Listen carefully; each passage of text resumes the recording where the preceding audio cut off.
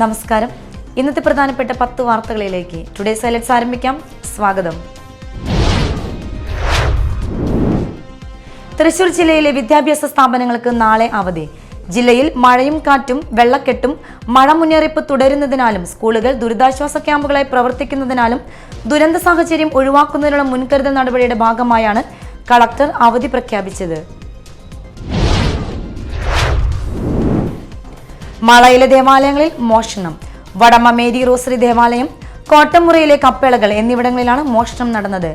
Mala police സ്ഥലത്തെത്തി മേൽ നടപടികൾ സ്വീകരിച്ചു.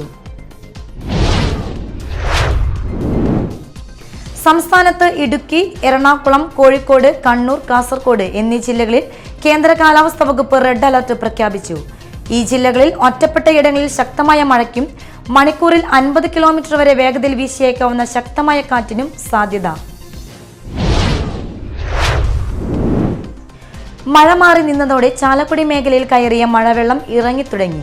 റോഡുകൾ സഞ്ചാരയോഗ്യമായി. പല ഭാഗത്തും ഗതാഗതം സാധാരണഗതിയിലായി. കാടുകുറ്റി പഞ്ചായത്തിലെ ചാത്തൽച്ചാൽ ഭാഗത്തെ റോഡിൽ മാത്രമാണ് ഇപ്പോഴും വെള്ളക്കെട്ടുള്ളത്. എടത്തിരുത്തി ഏറാക്കല്ലിൽ നാട്ടിക ഫർക്കെ കുടിവെള്ള പദ്ധതിയുടെ പ്രധാന പൈപ്പ് ലൈൻ പൊട്ടി.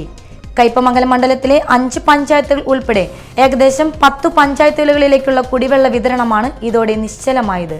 എല്ലാവിധ മുൻകരുതലുകളും എടുത്തുകൊണ്ട് തന്നെ കുടിവെള്ള വിതരണം പുനരാവിഷ്കരിക്കണമെന്ന് E.T. ടൈസൺ MLA ആവശ്യപ്പെട്ടു. കയ്പമംഗലം നിയോജക മണ്ഡലത്തിൽ ദുരന്ത നിവാരണ പ്രവർത്തനങ്ങൾ ഏകോപിപ്പിക്കുന്നതിനായി E.T. ടൈസൺ MLAയുടെ അധ്യക്ഷതയിൽ അടിയന്തര യോഗം ചേർന്നു. ദുരന്ത നിവാരണവുമായി ബന്ധപ്പെട്ട് നടപടികളെക്കുറിച്ച് MLA യോഗത്തിൽ വിശദീകരിച്ചു. ശനിയാഴ്ച നടക്കുന്ന ബലിതർപ്പണത്തിന് ചാലക്കുടി കൂടപ്പുഴ ശിവവിഷ്ണു ക്ഷേത്രം ഒരുങ്ങി. രാവിലെ 5:30 ക്ഷേത്രം തന്ത്രി വടക്കേടത്ത് താമരപ്പള്ളി മന ജാതവേദൻ നമ്പൂതിരിയുടെ കാർമ്മികത്വത്തിൽ ചടങ്ങുകൾ ആരംഭിക്കും. ആളൂരിൽ വാഹനാപകടം. വാഹനം ഭാഗികമായി തകർന്നു. പോട്ട 3 പീടിക പാതയിൽ മാള വഴി ജംഗ്ഷൻ സമീപത്ത് വെച്ചായിരുന്നു അപകടം. നിയന്ത്രണം വിട്ട മിനി ട്രക്ക് ഇലക്ട്രിക് പോസ്റ്റിലും മതിലിലും ഇടിക്കുകയായിരുന്നു. കഴിഞ്ഞ ദിവസം രാത്രിയായിരുന്നു അപകടം. പരിക്കേറ്റവർ ആശുപത്രിയിൽ ചികിത്സ തേടി. കൊടുങ്ങല്ലൂർ കേന്ദ്രീകരിച്ച് സർവീസ് നടത്തുന്ന SN ട്രാൻസ്പോർട്ടിന്റെ മുഴുവൻ ബസ്സുകളിലെയും 2 ദിവസത്തെ വരുമാനം വയനാട്ടിലെ ദുരന്തബാധിതർക്ക് നൽകും. ജോയ്നാർഡിയോ ജോയ്സൺ കാരുണ്യയാത്രയുടെ ഫ്ലാഗ് ഓഫ് ചടങ്ങ് നിർവഹിച്ചു.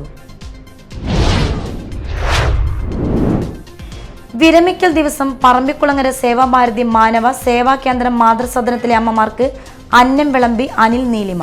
കൊച്ചിൻ ദേവസ്വം ബോർഡിൽ കൊടുങ്ങല്ലൂർ ദേവസ്വം അസിസ്റ്റന്റ് കമ്മീഷണറുടെ കാര്യാലയത്തിൽ നിന്നും സെക്ഷൻ ഗ്രേഡ് ഓഫീസറായി വിരമിക്കുന്ന അനിൽ നീലിമയാണ് സഹധർമ്മിണിയോടൊപ്പം പറമ്പിക്കുളങ്ങര മാതൃസദനത്തിലെ അമ്മമാർക്ക് സദ്യ വിളമ്പി അവരോടൊപ്പം സമയം ചിലവഴിച്ചത്.